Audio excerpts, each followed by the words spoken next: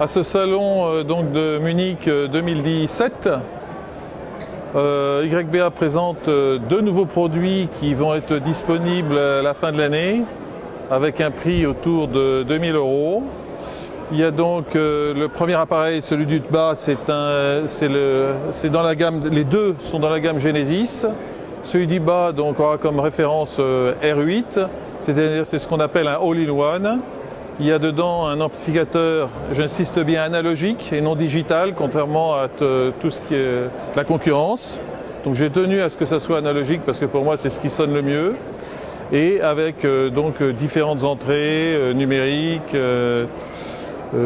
radio, lecteur de CD, bon, ce qu'on appelle un all-in-one. Et ensuite au-dessus vous avez le HP-D2 qui sera un petit peu moins cher et qui est un amplificateur pour casque qui a également donc toutes les entrées digitales qu'on peut espérer et également évidemment un convertisseur digital analogique. Alors je voudrais aussi signifier qu'il est sur 3 pieds avec un pied dur qui représente une terre mécanique. Alors on va commencer par tout ce qui est entrée digitale. D'une part, sur le plan communication, il y a Wi-Fi évidemment et Bluetooth. Sur le plan entrée, il y a une entrée Internet, une entrée iPod, une USB pour PC on va dire, une entrée optique par exemple pour une télévision et une entrée coaxiale.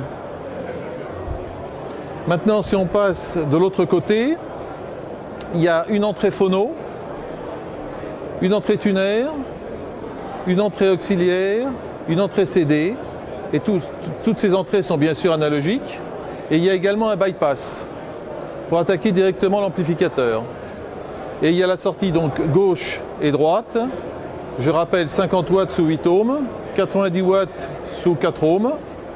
Donc maintenant on passe à l'amplificateur pour casque. Donc on retrouve un peu la même esthétique, c'est-à-dire les mêmes entrées avec les moyens de communication Wi-Fi et Bluetooth. Évidemment entrée Internet, iPod, USB pour PC, optique et coaxial. Donc c'est identique à l'appareil que j'ai présenté tout à l'heure, de all-in-one.